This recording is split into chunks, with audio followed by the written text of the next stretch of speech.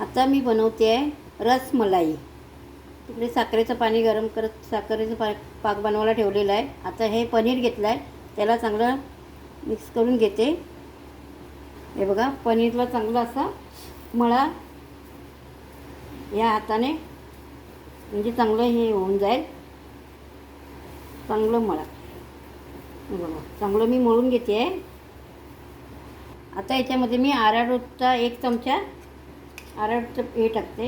हे बघा, 1 चमचा थोडासा टाकते आणि त्याच्यामध्ये थोडासा केशरचं दूध घालते.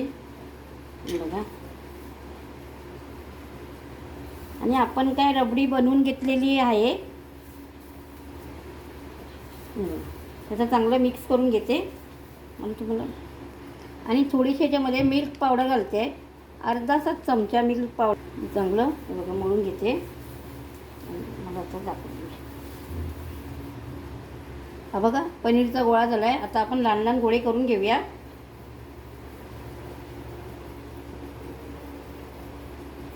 हे बघा, असे गोळे करून घेऊया आपण. सगळे गोळे बनवून घेते.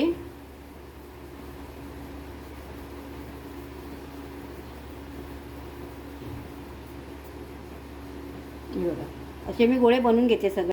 हे गोळे आपण बनवून घेतले. जे साखरेचा पाक ठेवलेला आहे त्याच्यामध्ये आपण हे गोळे सोडणार आहे. हे बघा,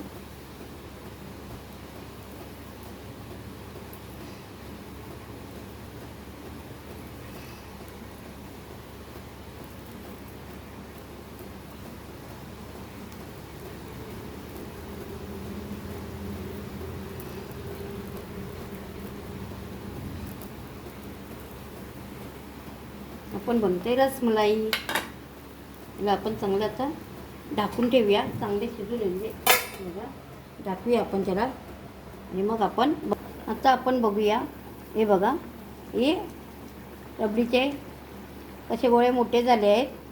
आता आपण थोडी गॅस बंद करूया आणि एक एक करून रबडीमध्ये घालून घेऊया.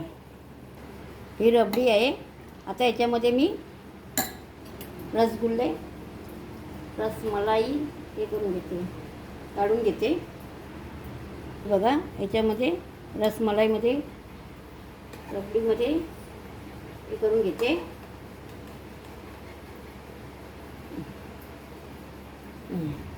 चांगले आता हे रसमलाई रबडीमध्ये घातलेले आहेत. रसमलाई आपली रेडी झालेली आहे.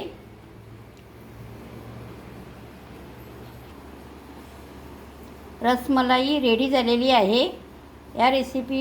ही रेसिपी जर तुम्हाला आवडली असेल तर माझ्या रेसिपीला लाईक करा, माझ्या चॅनलला सबस्क्राईब करा, घंटी बेल वाजवायला विसरू नका, शेअर पण करा, कमेंट पण करा.